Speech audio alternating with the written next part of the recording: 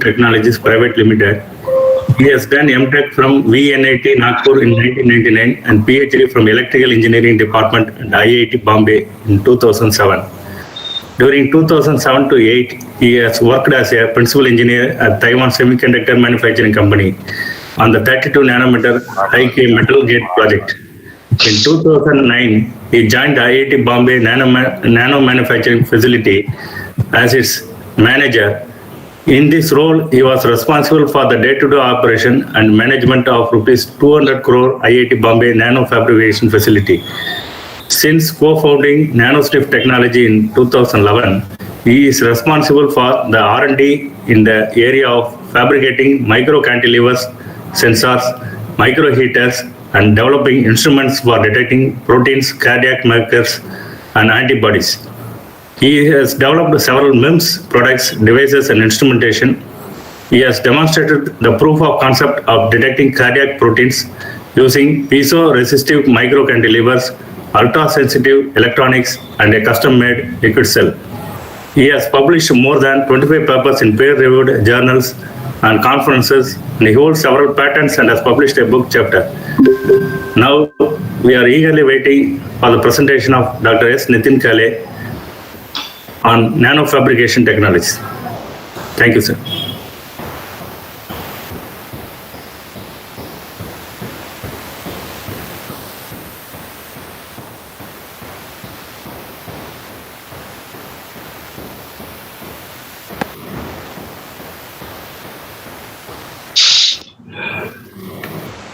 So first thing, I'm audible, right?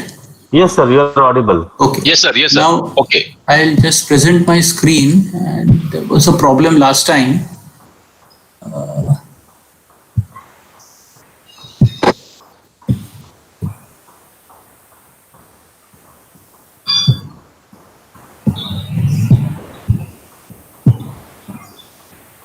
So is the screen visible now? No. Yes, sir. It is visible. Yes, sir. Yes, sir. Visual, sir. Visible, very sir. good. Perfectly visible. Perfect, perfect. You can go in presentation mode. Yeah. So,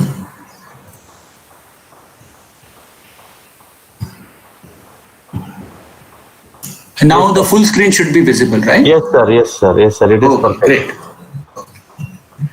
Okay, so thank you everybody for giving me this opportunity to join this faculty development program.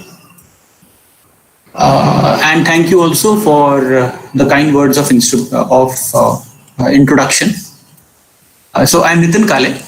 I work with NanoSniff Technologies at IIT Bombay. So we are located at IIT Bombay. We are a startup incubated here. Today I'll be talking a little bit about NanoSniff, a little bit of introduction about nanotechnology, nanoscience, and then coming to the core MEMS area, we will discuss a little bit about the various MEMS sensors and actuators, a little bit of historical perspective, and then we get into the fabrication technology part of it. I'm sure there are a lot of mechanical engineers here, so a little bit on microfluidics. At NanoSniff, we are basically working on two types of MEMS devices. One is a micro cantilever, piezo-resistive, and second is a micro heater, micro hot plate. So I'll be talking about those devices and maybe a little bit about their fabrication. We have developed an instrument for detecting explosives, so I'll also discuss about that. And another instrument or we have shown the proof of concept of detecting cardiac markers, so I shall be discussing about that. And finally, a couple of products, Omnicant, Sensimer, etc., which are essentially for laboratory use. So faculty who wish to experiment with MEMS devices, in fact write some project proposals, etc., also can have these instruments in their lab, do some experiments, and then they will be confident of writing project proposals. So something like that. Okay. So as I said, we were incubated at IIT Bombay. we focus on basically nanotechnology, sensor-based products. We are good at sensor design, nanofabrication. We do a good amount of surface functionalization of the MEMS devices. A little bit on microfluidics. I won't say too much, but very little bit. We do handle a lot of biochemicals, and we have a good team which is into embedded systems. The instrumentation part of it. Look at designing the hardware, the software, embedded systems, etc. And of course, I have talked about our products. We have been funded by various government projects, investor money, and for a little bit of time by even loans as well. So that is about NanoStuff. So I know that a lot of participants here will have a mechanical background, mechanical engineering background. So there would be, and for even the others, it will be interesting to look at size issues, size aspects. So we can have a brief review of these prefixes: macro, meso, micro, and nano. So the objects that we see around the world very easily are macro scale. For example, buildings, bridges, automobiles, human beings, etc. There are certain objects or certain structures which we can handle with our own hands. So those form, or those are a part of the mesoscale structures. For example, grains, small insects, sand particles, etc. So these are mesoscale structures, typical dimensions in millimeters. Then we have the microscale structures, which we may or we may not be able to see with our naked eye. For example, bacteria, a lot of cells, dust particles, and I'll come to the example of human hair, which is about 100 microns in diameter. And finally, we are all aware actually of now the dimensions of viruses. So these are these are present in clusters, and they have a size of few hundred nanometers sometimes. For those who are with the electronics background, they are very well aware that today the MOSFET devices that we are able to fabricate are having a gate length of about 5 to 7 nanometers. Okay, so that's again a nanoscale technology. Many of the cell ingredients, for example, the proteins, the DNA, etc., also fall in the nanoscale regime. So this basically takes us from the nano to the macro. A little bit of physics. At the nanoscale, we observe that certain properties that these structures have, or these components at the nanoscale have, are quite different from what we see them on the meso or the macro scale. For example, we know Newton's laws of gravitation, that the force of gravity or attraction is proportional to the square, or to the product of the masses, and inversely proportional to the square of the distances, right? Similarly, we know Coulomb's law, which says that the electrostatic attraction or repulsion is proportional to the product of the charges, not masses, to the product of the charges, and inversely proportional to the square of the distance. Now, what happens is that if we start reducing the size, it will become apparent that because the density of the material is same, then because of size reduction, the mass is going to reduce. This will have an effect on the gravitational force between two objects, right? But the objects can still hold the same charge, even if their sizes are reduced. And therefore, at the smaller scales, at the real life scale with which we interact, it is more of the electrostatic or electromagnetic forces that are more dominant. Gravitational forces are not dominant at the scales we are talking about, particularly in the nanoscale. The second thing is that we are aware that at the nanoscale, for example, those who are using or those who are studying electronic devices know that the gate dielectric, the dielectric is an insulator, is now of the order, its thickness is of the order of about 1 or 1.5 nanometers. So what used to happen in the early 2000s, when silicon dioxide was being used as a gate material, since it has to insulate, right?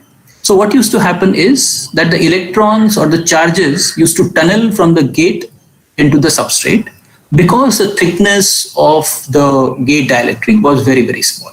And that actually is a nanoscale phenomenon. So something that should behave as an insulator is now behaving practically as a conductor. So all the tunneling phenomena, for example, cannot be modeled with classical physics. So you have to bring in quantum mechanics, and that is how you can explain nanoscale phenomena. The third aspect is greater surface to volume ratio. So I will talk about this in a different slide. The fourth aspect is at nanoscale, random motion now becomes important because it can convey information. It can, at the local level, taking into account a little bit of thermal perturbations, it can actually reduce the entropy. Okay, that's possible. I'm not saying that it violates the law of thermodynamics, but very locally, you could have some very funny effects. And the last thing is, this particular slide, if you just follow my cursor, what I will say is that you will see certain vials. All these vials are having gold nanoparticles suspended in them. So it's a colloidal solution. And you can see that the vials are having different colors. The solution is same. Therefore, it is the gold particles which are actually causing this funny effect. So what happens is that we know that we can see something because light falls on that object and then it reaches our eye. Right? And whatever is absorbed is going to be the color that we are going to see. What this picture is telling us is that we are seeing gold of different colors. So those particles that are suspended in that solution are absorbing the light of different wavelengths. How does this happen? This happens because the particle size of the gold nanoparticles is different in each of the solution, in each of the solvent. This tells us something very important.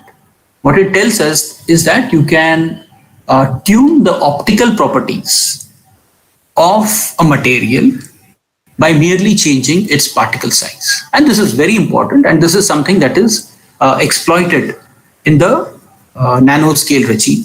And since microsensors or MEMS is now moving from the microscale now into the nanoscale, it's important that we know this so that we can exploit this phenomena as well. Coming back to the impact of surface to volume ratio. So this is again a very famous slide. I'm sure you would have seen this. So just an attempt to revise it. So what you see is a block, a cube. It is having a certain volume. It is having a certain dimensions, and therefore it's having a certain volume and a certain surface area. Now, if this is divided into 8 parts, it is split across the middle, then what happens is that the volume still remains the same, but the surface area increases. This surface area increases because now you have exposed the inner surfaces. And if you go on dividing that particular cube, then you will realize that the volume still remains the same, and the surface area goes on increasing, actually exponentially. So what this also tells us is, or it hints to us, that at small sizes, the surface is going to play a very dominant role. Okay, so that is the impact of surface to volume ratio. And this can be explained by various ways, or this can be seen in various natural phenomena. The best example is, now people have understood that, which is the so-called lotus leaf effect, for example. One part of the lotus leaf is hydrophilic, the second part is hydrophobic. We can discuss that separately as well. But historically, nanotechnology is something that people have been using, although they may not be actually knowing it. For example, people have always used, in fact, Roman churches, for example, they have tinted glasses.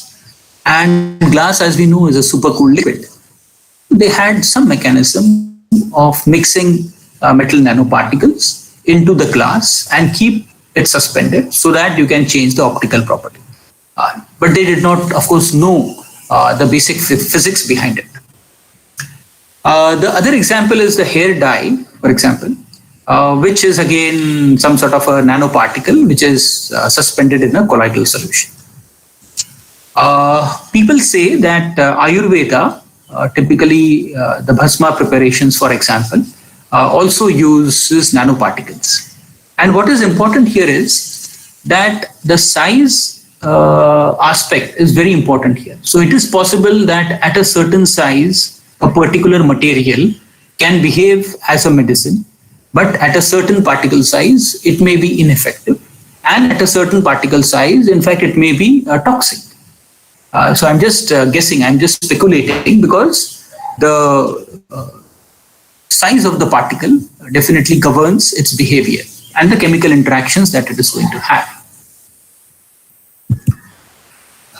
Again, the mechanical engineering people will find a couple of things on this slide very simple.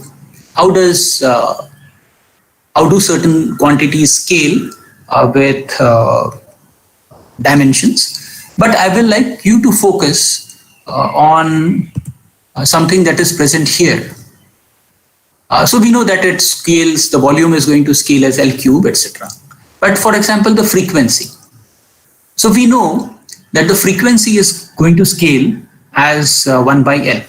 So as you reduce the length, the resonant frequency is going to increase. And this has important connotations for using microsensors, for example, micro cantilevers as sensing devices when you are actually monitoring the resonant frequency. Another thing that you can see is, heat capacity, or in fact, heat flow is a good example. So as you reduce the size, heat is going to be exchanged very quickly, very rapidly. Another example is turbulence. So we know that in microscale diameter channels, the flow is not going to be turbulent unless you have a very, very high pressure. It is typically going to be a laminar flow. This actually becomes a problem as well. In terms of just small volumes, if you look at it, then if we know that, for example, the milk pouch that comes at our home holds about 1 liter of the liquid. That has a dimension of about 10 centimeters by 10 centimeters by 10 centimeters.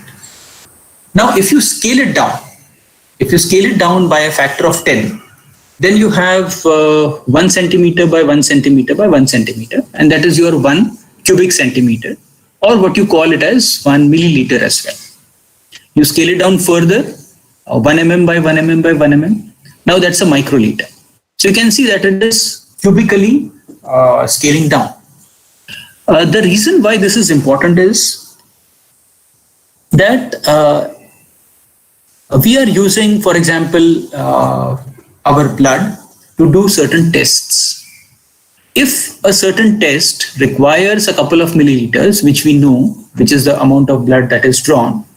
However, if the same test using certain microscale sensors can be done with, by scaling it down, can be done with microliters, then it's a boon, right? For particularly the old patients for whom taking out the blood frequently every day is a big challenge, it can be a boon. So that is again a driving force that by scaling down, you can actually reduce the amount of chemicals and biochemicals that you require, in fact, the samples that you require to do the same test.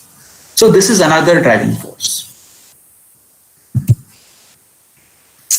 Two quick examples. One is of an electric bulb, which has now practically vanished from the scene. We know that the filament inside the bulb is having a very small diameter. It's actually very light as well, the tungsten filament. Typically, it goes from room temperature to about 2500 degrees Celsius in about 20 to 40 milliseconds and cools down in about 50 to 60 milliseconds. This happens, because the thermal mass is very small. Okay. Now, at NanoSniff, the MEMS microheaters that we have developed and we are using for certain applications actually takes inspiration from this phenomenon. What it basically says is it's very difficult to maintain a temperature gradient. So across the entire filament, the temperature rises very fast, except at the edges. Those who are interested in the sciences, they will note that it is again very difficult normally to keep two materials apart in biosystems. So you need to have really physical barriers in the form of cell walls, which actually prevent two channels from mixing. Otherwise, it's again very hard to maintain a concentration gradient. Okay. Some more examples. Those of you who are interested in fracture kind of behavior know that even objects which are as strong as steel, they tend to give away and fail. So why does this happen? One of the reasons, or one of the fundamental reasons, is that the material which looks strong otherwise, if you look at its microstructure at the micro scale, you will find that it has a lot of micro cracks. And eventually, you have all those grains, etc., etc. And when structures fail, they are going to fail, or the failure is going to start across one of these cracks. So people use a lot of, thermal treatments to ensure that the cracks are minimized, the grain size is large, etc., etc. Again, another example from nature is, the lizard. So we are all aware that lizards find it very easy to climb walls. And if you look at the lizard, then it has very small or very weak arms. So it was always a wonder for scientists to really know, how do these lizards find it so easy to support their own weight and climb the walls. Then, of course, they did investigations. And they found out that the palm of the lizard has certain very, micro-scale structures. Biologically, it is called cilia. So this hair-like structures are there in quantities of billions. And what actually happens is that between the hair-like structure and between the wall, there are sort of weak forces, which are sort of hydrogen bond forces. Now, between one cilia and the surface, a hydrogen bond force is not going to be sufficient to hold the entire weight of the lizard. However, when you have billions of them, then the net force is definitely sufficient enough to hold the lizard.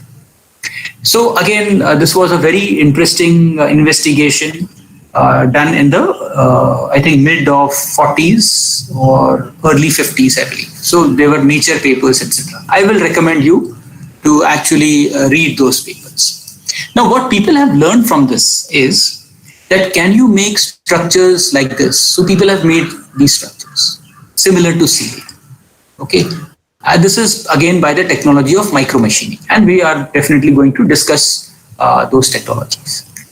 What is the idea? The idea is that can you make a glue which is similar to the mechanism that the lizard uses while climbing the walls. If you look at that mechanism, then the lizard does not pick up anything from the wall, so its palm are always clean, right? So if you can have a glue which is not going to pick up anything from the paper that you're going to stick, when you open up, then nothing like it. It's again a $1 billion project. And some solutions very close to that have actually come in the market. So this is again a driving force. Okay. So till now, what I talked about was about nanoscience, nanotechnology, and how it is providing opportunities to engineers and scientists to make more innovative products so that people can use them and people can make their life easy. Something slightly different from this was a violin, which was microfabricated, I would say, at the University of Cornell. The strings have a diameter which is perhaps fractions of a micron. So they could actually make those strings and they could release it from the substrate. Release it from the substrate, by this I mean that this string is hanging and it's present only between this part and this part. It is stuck at these two edges. The violin may be fixed at the base and it may be fixed here also in the bottom, one doesn't know. But the strings definitely are free. That is what you can see.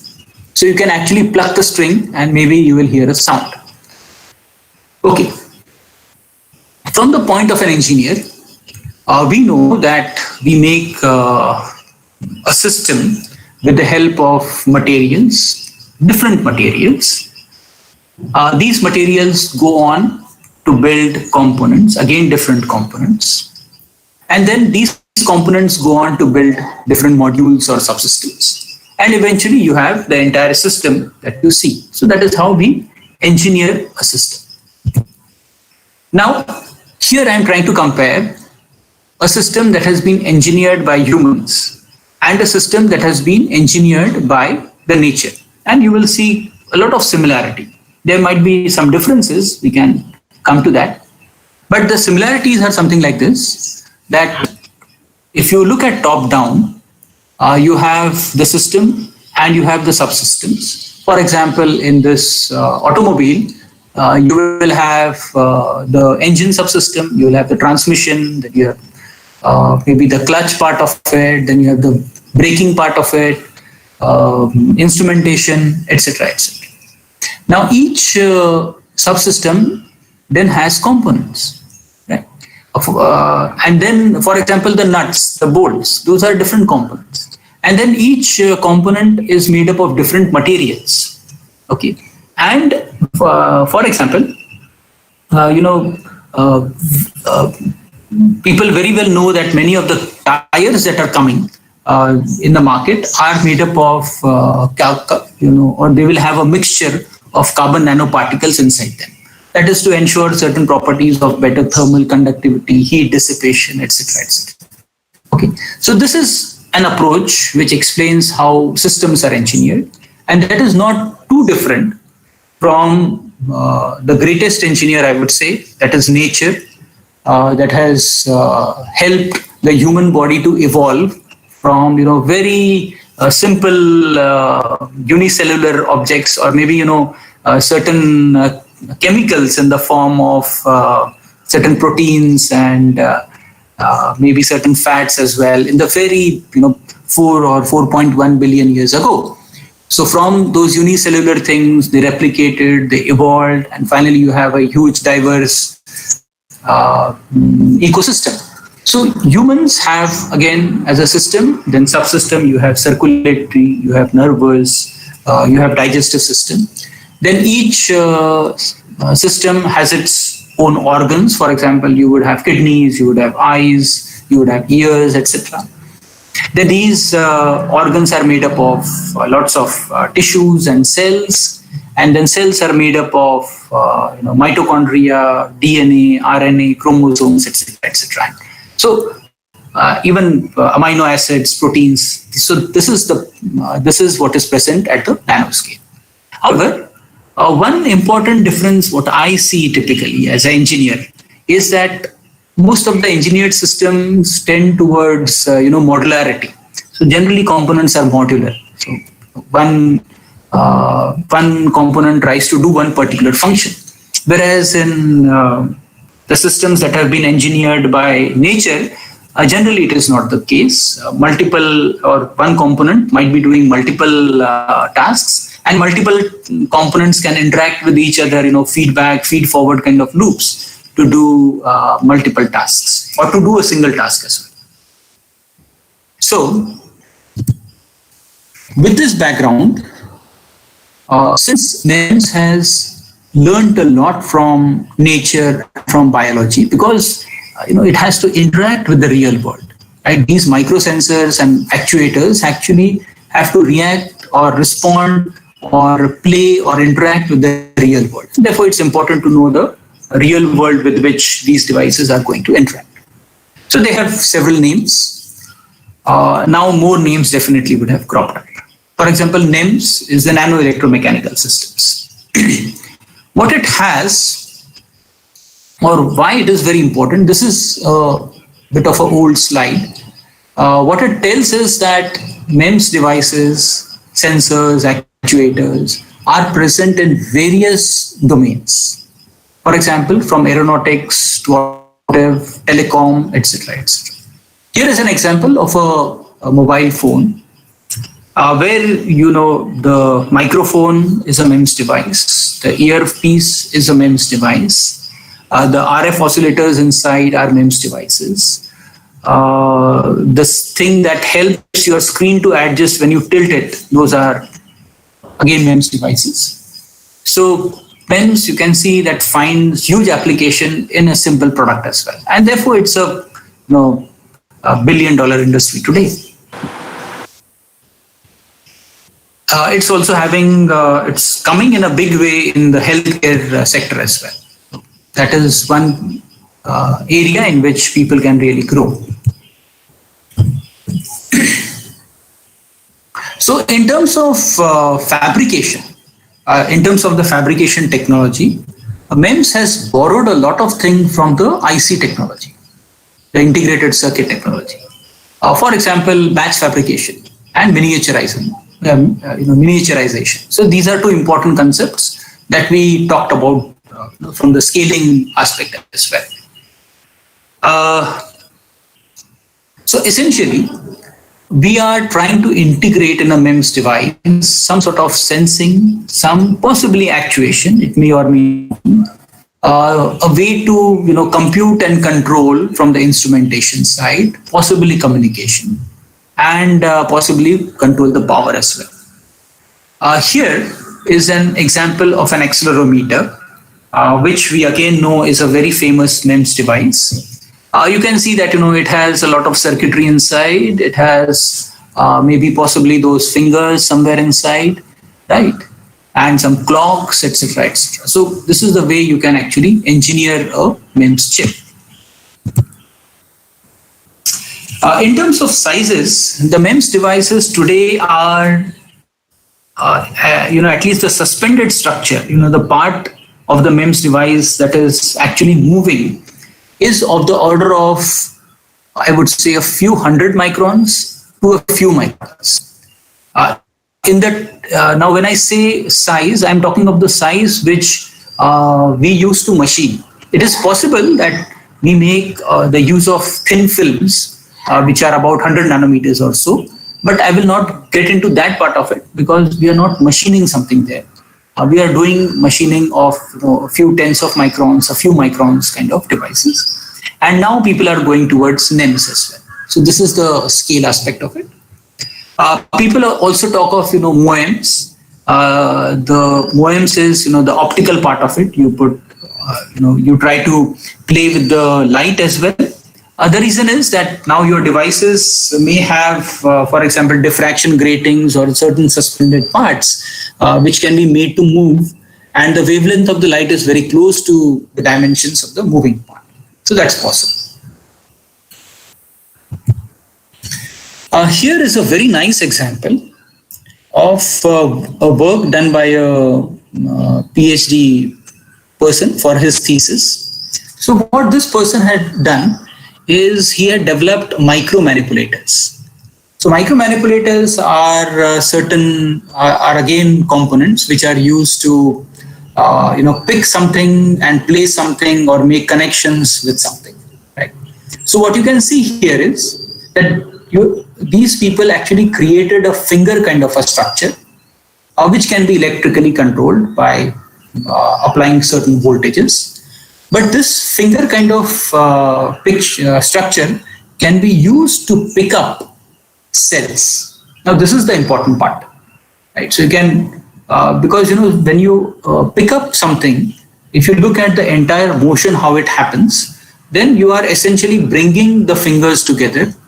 You are trying to apply force to the object that you want to pick up, and then you want to place it somewhere. So you move your arm and then you release it.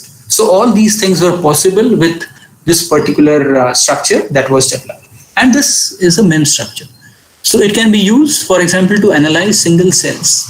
So if there is, for example, a tumor cell, then perhaps it can be extracted from the tissue, of course, by observing under a microscope. So you can see a lot of movement control is there, which is, for example, shown in this particular image. Okay, so one most popular application for MEMS has been the accelerometer. Now, in an accelerometer, what that accelerometer does basically is it senses the change in speed, and the change in speed can occur if the vehicle crashes onto something. So, if there is an acceleration, if there is a change in velocity, so it immediately halts or something like that. Now, it has a moving part which remains in motion or tries to remain in motion, and it senses that there has been a change.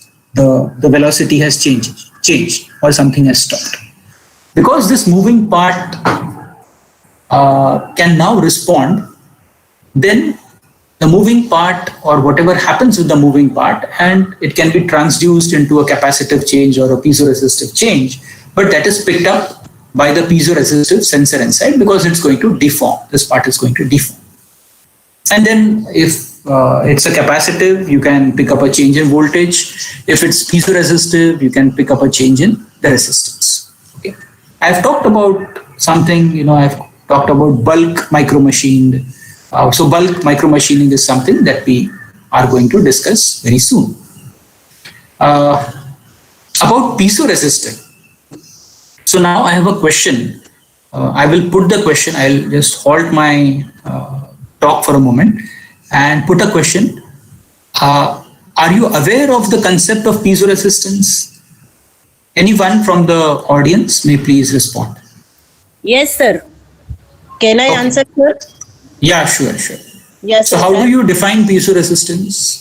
Sir, piezoresistive material is the material when we passes electricity, it gets contracted and elongated, and vice versa when it is subjected to compression and tension, it induces voltage. Sir, I'm afraid.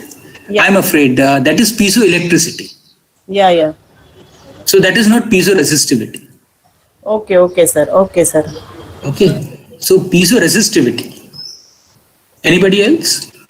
Yeah, can I say something? Sure. Yeah. So this is Suhas Deshmukh, and I would like to tell you that piezoresistive means if you are going to apply a force, resistance will change. That's what these two words are clubbed. Piezo and resistance. Yeah. Is that okay? Correct. Yeah. So we will go a little bit deeper into that. Hold on. So, what it says is that if you apply a force, the object is going to deform, and the electrical property, which is resistance of that object, is going to change, right? Mr. Suhas or Dr. Suhas, are we on the same page? Right. I got it. Now the question is, why should it change? Yeah, what it is? why should the resistance change? Sir, may I answer? If you deform it, why should the resistance change? Sir, may I Obviously, answer? there will be a somewhat molecular changes will happen, which will oppose the flow of the electrons, and then resistance will create a change, I think. Okay, we'll reach there one by one. Yeah. We'll reach there one by one. Yeah. So in between, anybody else who would like to answer? Sir, the resistance of any material changes when the deformation change is occurred in that particular material. Due to Okay. that, the length and the cross-sectional area changes, so that the Okay. resistance changes. Okay. Okay. So what you are saying is that R is equal to rho L by A, and this L by A, that is length by area, changes Yes, sir. due This to thing. deformation, and therefore resistance changes, right? Actually, Am I right? connected to semiconducting materials, Yes, sir. semiconducting I'm- bulk resistance. Semiconducting bulk resistances. Yes. Yeah. Yeah. So anything else that you want to add to that? You are perfectly correct, sir. Nothing else. It is only delta rho upon rho. That is the piezoresistivity factor. In case of No. semiconductor. We have not come to the rho aspect yet. We are Yes, just yes, talking yes. of That- R is we are rho waiting, L by yes. A. R is rho L by A. So I am just talking about L by A, which deforms. Yes. So I'm Yes, coming sir. to the rho part of it. I am Perfect, coming to sir. the rho Thank you. part of it. Yes, sir. So this L by A change is very small. Yes, Okay, sir. hardly, the gauge factors typically are, 1.5 or 1.6, right? To enhance the gauge factor, as the other person rightly said, you have to play with the resistivity. So there has to be a delta rho. Okay, delta L by delta A, or, L by A, those changes are very small. So the thing is that we need to exploit delta rho. Now, the question is, why should a change in resistivity happen because of deformation?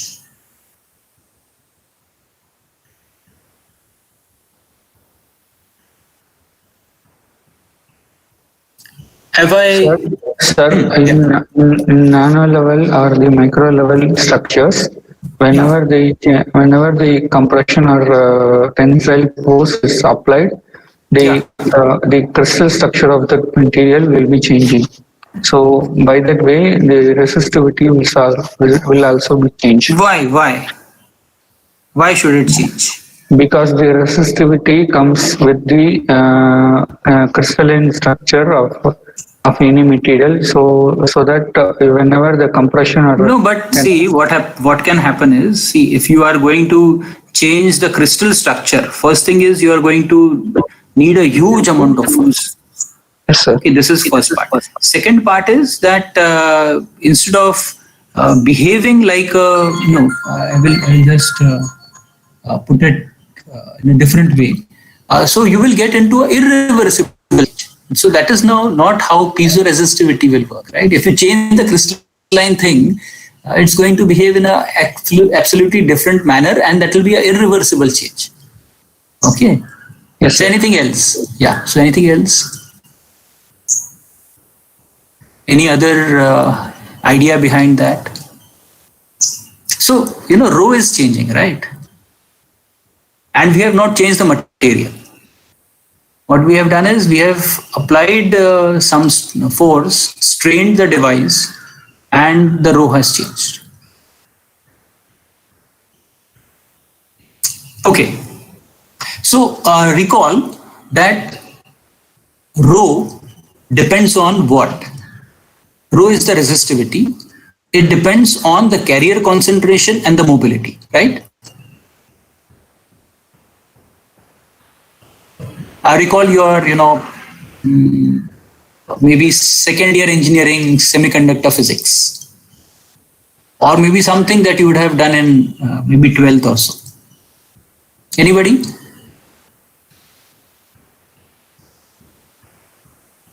Yes, sir. Hello? Yeah. When the mobility changes, the resistivity changes, because the conduction. So what we are saying is, So so what we are saying is that the resistivity depends on mobility and carrier concentration. So obviously, because of straining, the mobility and carrier concentration should change. Excuse me, sir. I have Yes. another one question. When the carrier Yes. concentration is changes, means the carrier concentration can be engineered only in semiconductors. Am I right, sir? Yeah. Yeah. But I'm coming to all those things. See, Okay. I'm coming to that. So just hang on with me that the resistivity depends on carrier concentration and the mobility. So if resistivity is changing, it means that these two things, or at least one of them, is changing.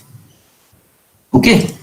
Now, if you look further deeper, then carrier concentration and mobility both depend on a property of the charge carrier, which is called as the effective mass. So it could be the effective mass of the electron, or it could be the effective mass of the hole. Right? So this conductivity or resistivity depends on carrier concentration and mobility, and both of these things are actually depending on the effective mass of the carrier, of the charge carrier. Now, I'll take you further into the physics of it. What actually happens is that now this is into the band theory part of it. So because of straining, there is a change in the electron band structure. Okay. And because of that, what happens is that certain holes can go from conduction band to valence band, or from a valence band to charge carriers. They can go from valence band to conduction band, or they can fall from conduction band to valence band. So that effectively tells you that mobility and carrier concentration can change. Okay, and this happens because of strain. So if you look at those EK diagrams in certain literature, it will become clear. Now let us go backwards. So strain changes the EK diagram. Change in EK diagram changes the effective mass. Change in effective mass changes mobility and or carrier concentration. And mobility, carrier concentration, if both change, then your resistivity changes. And if your resistivity changes, then your resistance changes. So this is the complete link that I wanted to kind of expose in front of you. Is that clear? I have a question, sir. Yes. Yeah, the question is when the material is being deformed, so Yeah. you said that the electron band is going to change so that the electrons in The valence EK band. diagrams will help in understanding that. Yes, sir. When the electrons in valence band comes to conduction band, or the conduction band electrons may go to valence band. So how we can say that the conduction electrons are going to increase by the manner? So I'm not actually getting into that part of the physics. What I would suggest is that if you look at the EK diagrams, what it essentially says is that your your effective mass is going to change. So I'm not going in the direction of what we say as flow of electrons, etc. I'm not going in that direction. What I'm talking of is the effective mass of the charge carrier. Okay, we have not applied any voltage, by the way. Okay, sir. Okay. So this was something that I wanted to explain, that there is a little bit of physics behind piezoresistivity, and I hope you will find it interesting. Okay. So after accelerometers, people wanted to check, if they can make motors, micro scale motors, and people struggled to make two particular, I would say, MEMS structures. Again, mechanical engineers will know sort of a revolute joint and sort of a sliding joint. So that made it possible for, again, objects to move very easily in a controlled fashion. And this could be now, batch fabricated. So that how that is done will come to the next slide. And before that, MEMS devices have been have come into the industry for a various for a variety of applications. For example, pressure sensors, inkjet printers, micro mirrors. So these are three examples that we shall be seeing, but a lot of other MEMS devices as well. And historically, since 1970s, I would say. So as we have seen, in a MEMS device, you would have some sort of a suspended structure, which could be a beam or a diaphragm or a cantilever. It will be connected to some sort of a substrate, and there would be some electrical, optical components on the device. They are small, of course, because you want to, make them or you want to exploit the nanoscale features, of course. And making in large volumes, you can make them cost effective as well. Here is an example of a pressure sensor. And from this example, I'm trying to explain the importance of packaging. I'll just hold on for a minute. I will mute myself. I'll just have a little bit of water and come back. Please, about 30 seconds.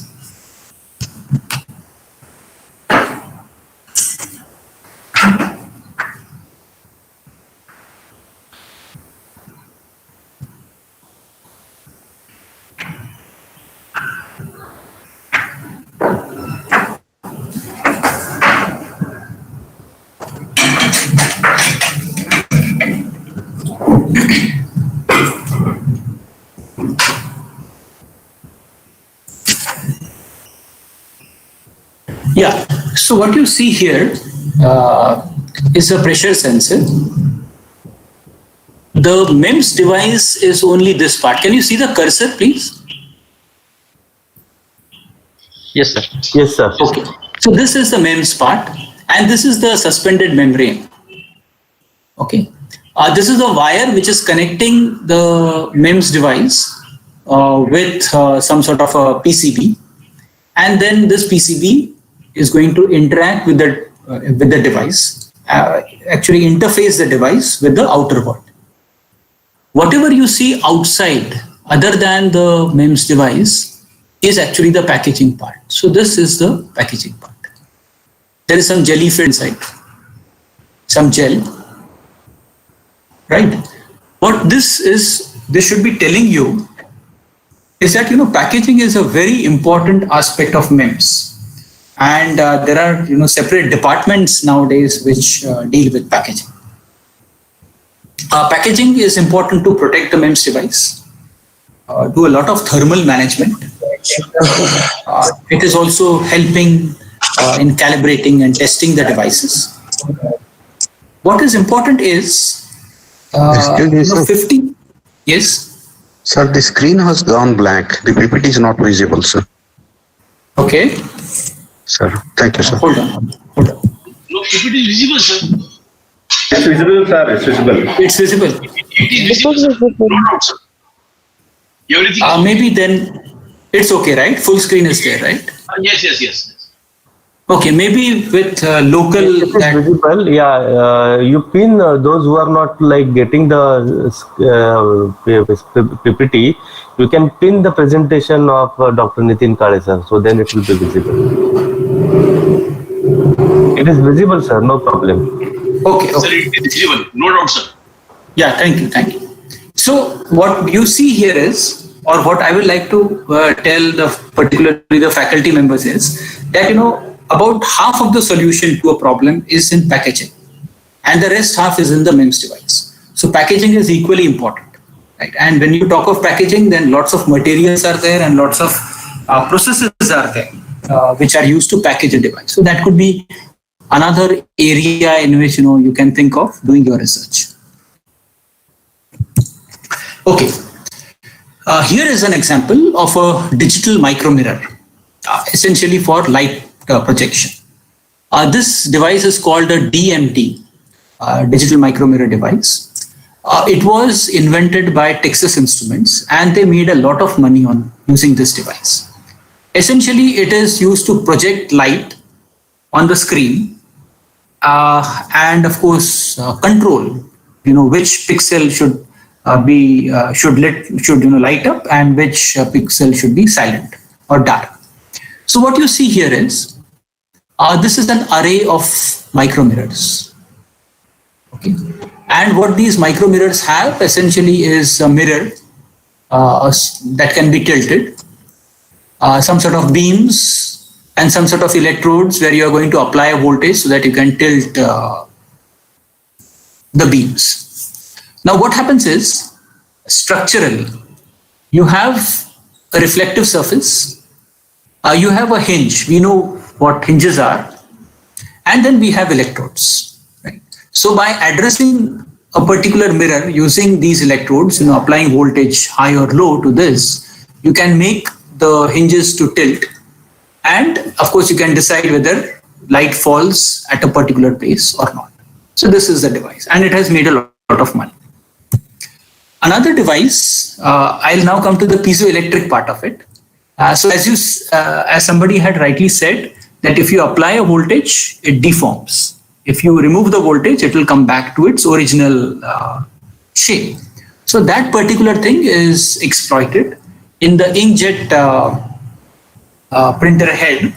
So what happens is that you have a piezoelectric element, and you have a reservoir of ink here, and you have a nozzle here. By applying a voltage, you can pull this particular element. So now more ink can actually get inside the chamber. And when you want to release the drop, you can remove the voltage so that the drop is going to be pushed out. So it's as simple as that. It appears very simple, but the piezoelectric element makes this possible. The other technology which is very popular in inkjet printer heads is use of a thermal inkjet printer. What it does is that you have some sort of a micro heater. Again, you have a nozzle, you have a reservoir. What you can do is, if you heat it, there would be air inside the liquid. So the air is going to expand, a sort of a bubble is going to form. The liquid is going to be ejected out. Right? And when you, of course, cool it, then you can draw, because now the volume has reduced, you can draw liquid into the chamber from which you want to further eject it. Now, these are two technologies, the piezoelectric and the micro heater, or the thermal one. These are used by, one is used by Epson, one is used by HP. Now, which is using what, I don't exactly recall, but both have been very successful. And today, HP and Epson, they are actually looking for applications where these technologies can be used, because nowadays people don't mostly use inkjet printers, but the technology is available. So they want to find out different applications for this. Now coming to the physics part of it for an inkjet printer, you can see now I'm just going back from engineering to the science part of it, or the physics part of it. So as mechanical engineers, you know that it depends, that motion of the drop depends on so many things, right? What is the disturbance? What is the density of the fluid? What is the surface tension? At what temperature the entire ambient is there? At what length is the drop going to form? From the liquid, stream of liquid, it's going to get converted into drops. What is going to be the spacing between the drops, right? What is going to be the diameter of the drop? So all those things have to be thought about. And knowledge from physics actually helps in doing the engineering part of it. One very simple thing, if the drop is moving, it's going to encounter viscous forces from the air. It's going to possibly feel a little bit of gravitational field as well, although the viscous force might be much more powerful than that. But you have to think about it. That is what I was trying to bring about from this slide. Okay, we'll just skip this slide, no problem. Now, of course, this upper part of it says that you can, by using electric field, you can deflect the drops. I'll not get into that. What is important is on this slide, or on this part of the slide.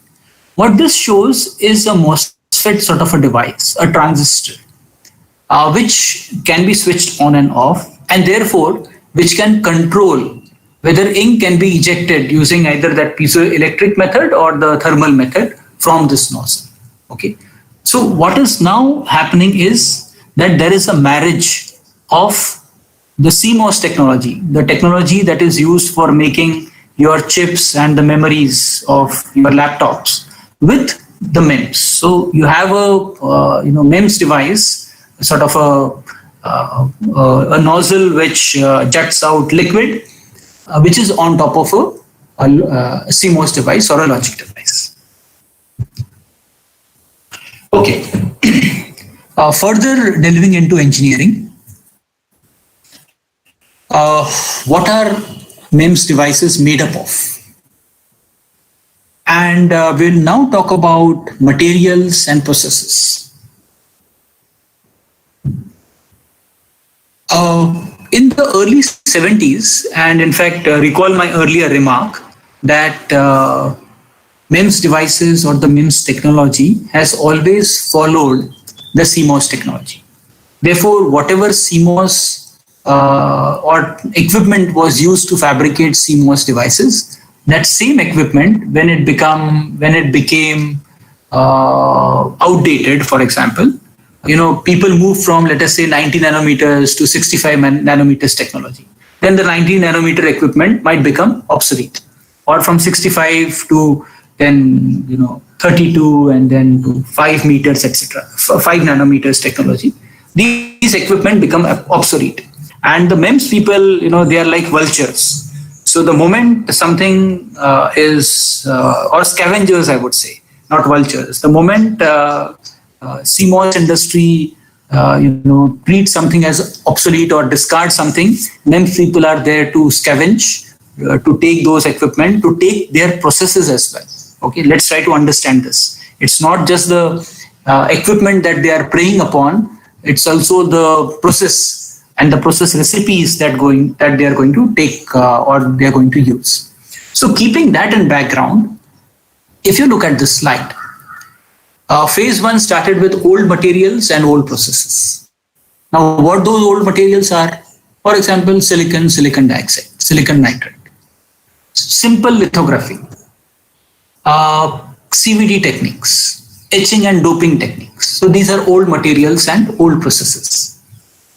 The next phase came with, new processes came in. The materials were the same, but the processes were new. So, for example, different micro machining methods, sacrificial layer processes, we'll discuss about this. Deep RIE, wafer bonding, we'll also discuss about wafer bonding. So, these are new processes. Then there was another phase where you used these new materials and the old processes. Okay, so for example, people used ceramics, people used PDMS and used the old process of lithography. So PDMS is a new material, but lithography is an old process. Or silicon carbide, that's again a new material, a very popular material for harsh environments. And today, in fact, for the last, I would say 8 to 10 years, people have been using exotic materials and exotic processes. I'll not get into that, but for example, thermal embossing. Okay, so some sort of embossing technique, it was never there in the past. And for thermal embossing, you use some sort of plastics as materials. So that is new material and a new process.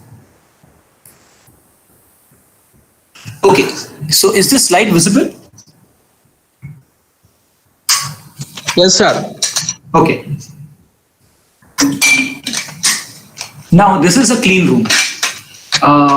Have you visited clean rooms? Semiconductor clean rooms?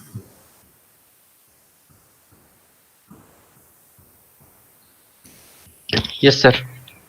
Okay, many of you would have, or some of you wouldn't have. That's okay.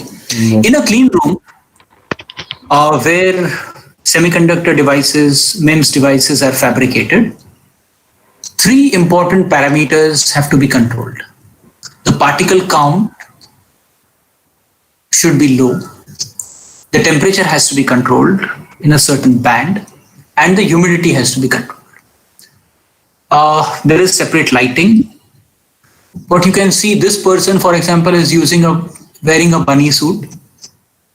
So you have to have a certain attire, certain clothing. You can see a person here, a person here, a person here as well. Now, since we have this COVID situation, we now know, the hood, the gown, the foot wear, etc., etc., which you would have seen people wearing in the hospitals. Okay, it was not very popularly known, I would say, but now everybody knows what the attire is. What you should realize is that the typical hospital scenario, in fact, even the ICUs, will have a particle count, or the class as we call them. So it will be a class 10,000 kind of a clean room. Now 10,000 kind of a clean room means that you could have 10,000 particles in 1 cubic foot of space, and the particle size will be about 0.5 microns. Each particle size will be 0.5 microns. So that is the spec of a class 10,000 clean room. 10,000 particles of particle size less than 0.5 micron in 1 cubic foot of space. If you compare that with semiconductor clean rooms, then at IIT Bombay, for example, they have a class 1000 clean room. They have a small part of it is also class 100. In places like Intel, you would have a class 10 and a class 1 clean room. Okay, so class 1 will be 1 particle in 1 cubic foot of space, having size of less than half a micron. So that kind of criteria has to be met, and this is all met by proper particle count, temperature, humidity. It's maintained by proper HVAC. So you can see how HVAC is very important. This is again a mechanical engineering specialization. Ventilation, you will have blowers with very high airflow rates, so that the air is changed, something like 100 times per hour or even more, as you want more cleaner clean rooms. And then you have air cooled, so you have the temperature control. You have some sort of desiccants, so you can control the humidity as well. Is that part clear? Any questions on that? No, sir. No, sir. Okay. No, sir. Okay. No, sir. Okay. Now I move to the first element of fabrication. So we start with making the silicon crystal boule. How this is made is that you have silica, the sand from beaches, that is melted, high temperatures, remove oxygen, remove lots of impurities, sort of refining process, so that you have molten silicon. And molten silicon is mechanical grade silicon. Further removal of impurities is going to give you basically a molten bath or a molten fluid of silicon, which is reasonably, or which is high pure, I would say. It will be close to 99.99 kind of % pure. Okay, now what happens is that it's molten. So it's at about, let's say, 1500, 1600 degrees Celsius.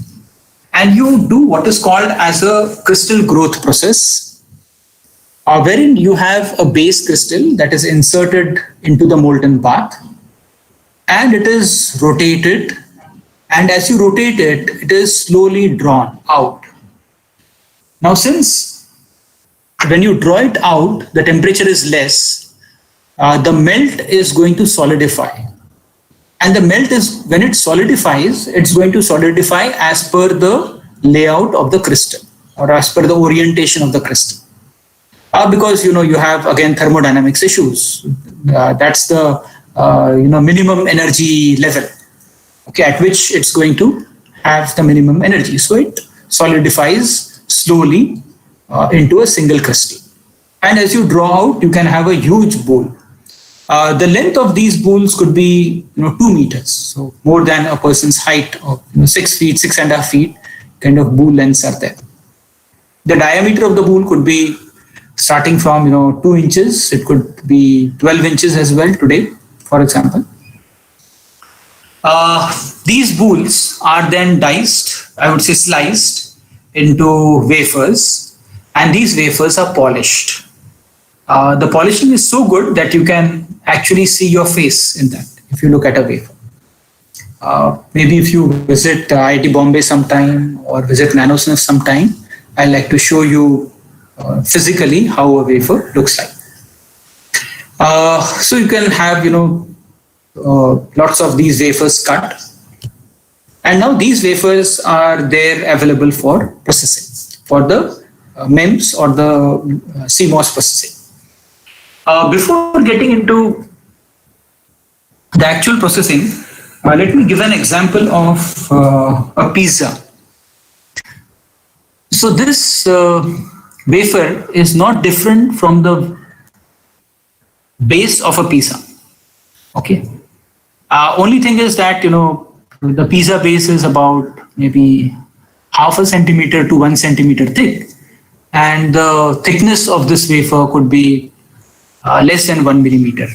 For a 12-inch wafer, I think it's about 1 millimeter these days. For the 2-inch and 4-inch wafers, it's about 0.5 millimeter to about 300 microns or 0.3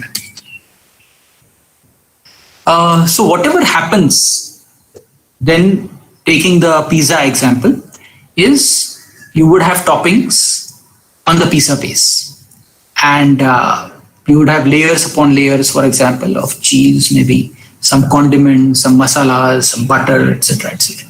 Maybe sauces at a later stage. So those are depositions. So those are new materials that are adding onto the base. So you can keep that example in mind. The first method, the first semiconductor process that I like to talk about is oxidation. Oxidation of silicon happens even at room temperature, but the oxide that grows is not of good quality, lots of defects, and it grows to about 2 nanometers at max. To really grow a good quality oxide, you need a furnace whose temperature goes to something like 1000 degrees, etc. plus. There are 2 methods of oxidation, wet and dry.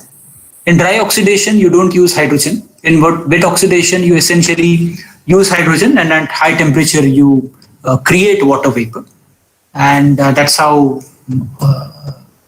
Okay, one important thing is, as you increase the temperature, the oxygen molecules tend to go deeper and deeper inside the silicon wafer. So that's a growth process. So silicon is getting converted into silicon dioxide. Okay, so that's important here, that there is a chemical reaction between the silicon and oxygen. And the higher the temperature, the deeper the silicon can grow. The oxide can grow, go inside the silicon. What is important is that silicon is getting consumed in the process of oxidation. So that is why it is called as a growth process. And this is different from deposition. I'll come to deposition very soon. An equivalent process is diffusion. Somebody talked about, doping, I believe. Right? There was a hint of that. So you need to dope semiconductors. You need to dope them because you want to change the electrical properties, the conductivity, for example. Now, how do you dope? So, if you have this as your silicon, please follow the cursor. If you have this as your silicon, and if you want to dope in this region, then you would put a hard mask on silicon, let's say up to this region, and the same hard mask up to this region. What you have basically done is you have opened the mask here, okay, and now you put a source of dopant here. It could be another wafer of, let's say, boron. Okay, so there is a silicon wafer and there is a mask. The mask could be reasonably thick oxide or nitride, and you have an opening in the mask. You raise the temperature, you put it in a furnace, you raise the temperature. Now these dopants are going to diffuse. Boron has a very high diffusivity, so it's going to diffuse. And you will have a profile of boron in the silicon, which is something like this. And the rest is something that you would be knowing, that boron and silicon form bond, and it would leave a hole behind, and now that becomes a conduction. It now becomes a charge carrier. Okay. Any questions on this diffusion?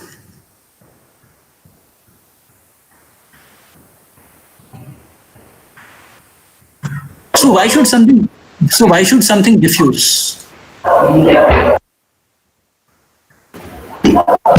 In order to get P-type or N-type semiconductors. No. That is, why do we carry out diffusion? That's not my question. My question is, why do things diffuse into one another? Why does diffusion happen?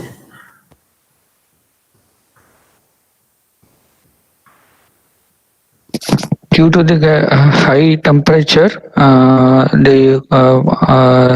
the reaction between the silicon and the other dopant materials due to the valency in the outer shells of the silicon, so that the diffusion process takes place. No. Well, there are a lot of things that you have spoken about. I would suggest everybody to think about, why should diffusion happen? Hello. It's such a fundamental process. Yeah. Sir, because of concentration gradient? Yeah, concentration. But then the question still remains, why should diffusion happen? Concentration gradient की वजह से diffusion होता है. But why?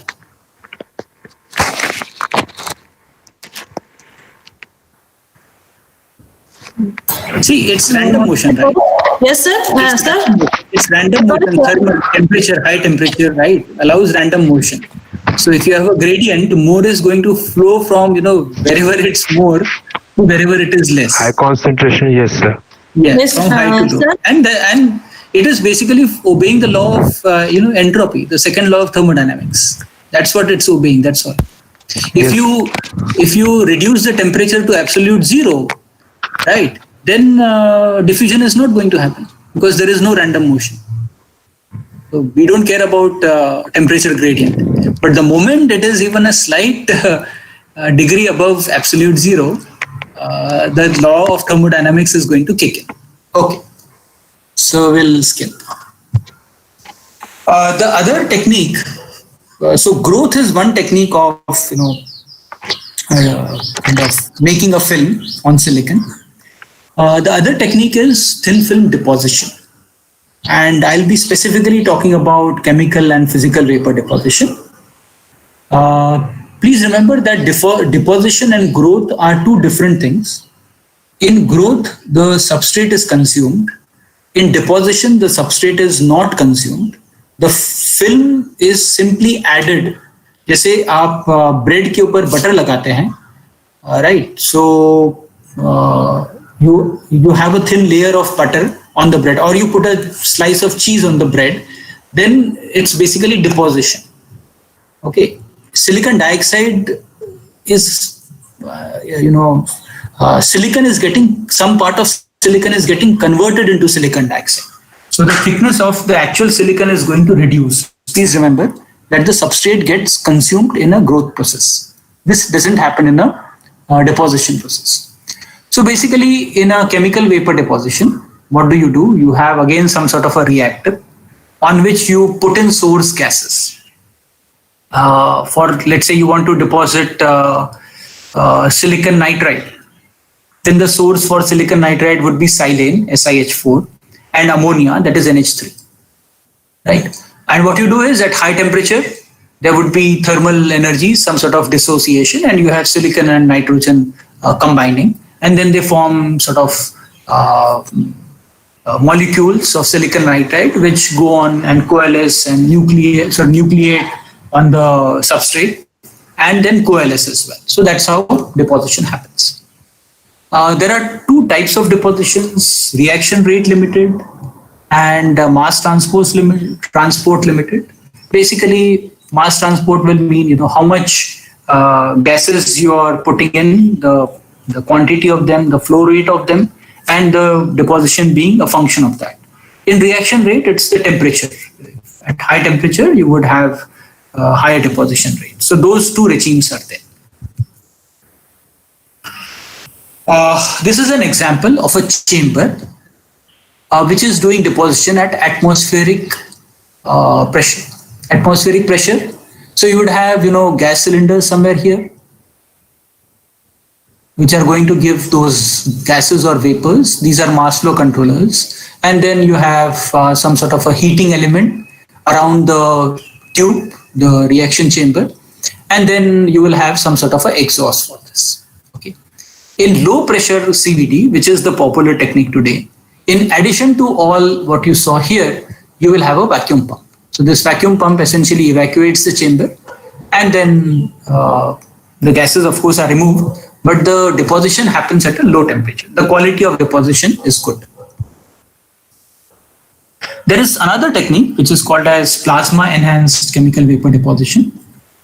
In this technique, instead of using temperature to dissociate the gases, we use plasma. That's all. So you will have two plates, a high voltage across it, RF or DC, depending on what you want to deposit.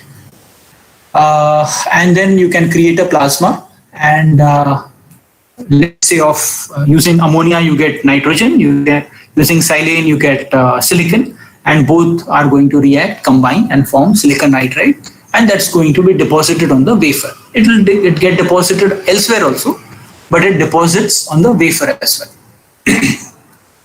The advantage is you can do depositions at low temperature. The substrate temperature could be as low as 150 to 200 degrees Celsius. In LPCVD, you need something like 650 degrees Celsius. And I'll come back to this topic when we discuss about hot wire CVD.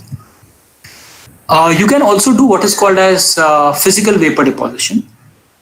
One example is evaporation. The best example of evaporation is, I talked about light bulb. So let's go further back, the lanterns that we had. So you had a wick immersed in oil, and you lit it up, and you had a glass covering around that, right? So that was giving out light. But if you cover the open side of it, at the top, if you cover it with a cloth or with a paper, then of course in a few minutes the light will go off. But on the paper you will collect those sort of a black powder. So that's a deposition, okay, of carbon onto that particular paper. The same thing happens in a thermal evaporation setup. What you do is you put a charge inside some sort of a boat, and you have wafers which are lying around here, and you pass a very high current through it. The item that is present in the charge, it could be aluminium or gold or something. Of course, this is also evacuated. Please keep that in mind. So that is evaporated, and when it evaporates, it deposits everywhere, but it deposits on the wafers that are kept here as well. You can also do a E-beam evaporation. Essentially, you have an electron beam now generated by thermionic emission, and you control its path so that it falls onto this wafer, onto this boat on which the charge is kept, and the charge is going to get evaporated because of the high temperature. And of course, then you can control where, for example, it's going to deposit. There is another method called as sputtering. This is again a very popular method. It uses magnetron. It's called, sometimes in some cases you may have a reactive sputtering as well, but the technique is slightly different. So you have a wafer here on which you want to sputter a material, let's say gold. Okay. You have a plasma chamber, so you have all those plates and high voltages, but you also have a sputter target. Okay. And then you have a sputtering gas. So this sputtering gas is accelerated. First of all, it's ionized, so you have all those ions. Then those ions are accelerated so that they can hit the target. On the target, as I said, you have the gold target is there. So when it hits the target, the gold atoms are going to be sputtered, removed from the target. And they go everywhere, but they will also fall on the wafer. And therefore, this deposition is going to happen. Now, this gives very good quality of films. The adhesion is good, for example. The uniformity is very good. And it's very popular. Okay, so I will use this a couple of slides more, and then maybe we can break for about 30 minutes so that we can join at about 11:30. In lithography is used to do pattern transfer. Deposition and growth are additive processes. Lithography is used to define something. So how that is done? So essentially, you coat the wafer with a photoresist. Photoresist is a chemical that is sensitive to light. You selectively remove the resist from certain parts so that a certain pattern is going to emerge, and then do what is called as development. So first expose the resist to light selectively and then do the development. It's similar to the development which used to be done by the photographers earlier when those films were there. And then you always, of course, have an option to etch. You put some chemical so that the thing that you wanted to remove is going to remove, and then you can strip the photoresist. So this is a picture of a mask. Some dark areas are there, so light is not going to pass through that. Some bright areas are there, light is going to pass through that. Now, when you pass light through the mask and you expose the photoresist, you will form a pattern something like this. You can develop, and the photoresist from here will get removed. Now, this is the layer that you want to etch. So this layer will have an access to the etch chemical through this opening. Now, if you immerse it in a chemical which is having that etchant, then something from here, this particular layer in this region is going to get removed, right? And then you will have a pattern formation. After the etching is done, you simply strip away the photoresist by putting it in some chemical such as acetone. We'll just go through this. Resists are of two types, positive and negative photoresists. Positive photoresists typically will weaken if you expose it to light. Negative photoresist will harden if you expose it to light. So either of the two, by using both of the techniques, you can protect whatever part you want.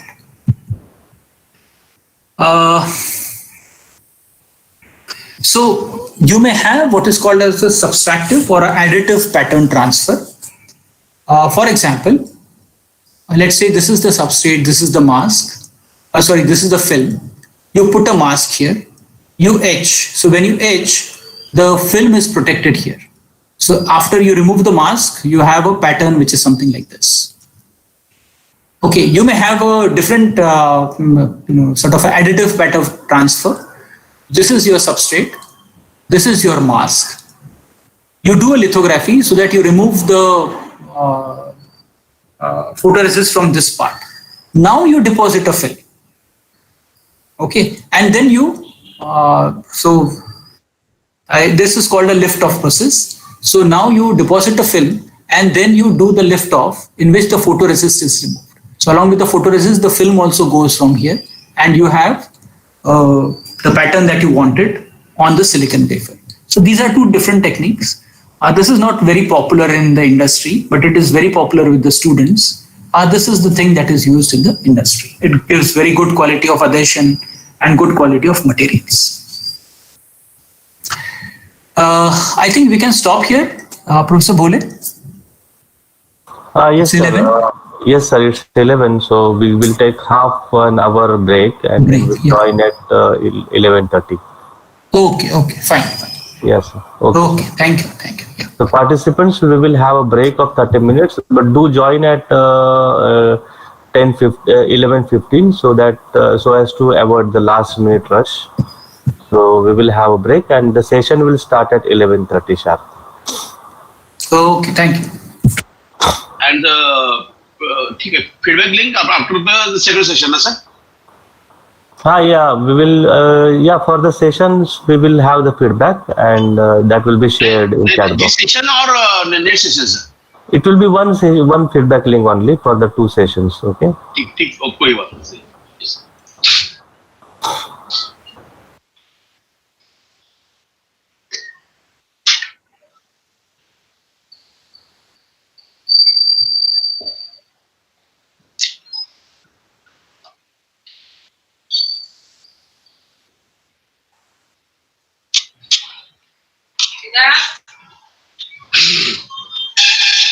Sindhu आवरा लवकर.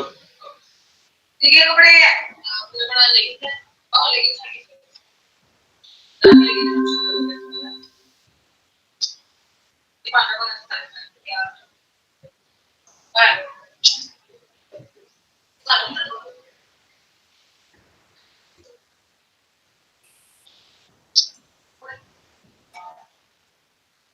किती आपण घेतला बस कपडे घेऊ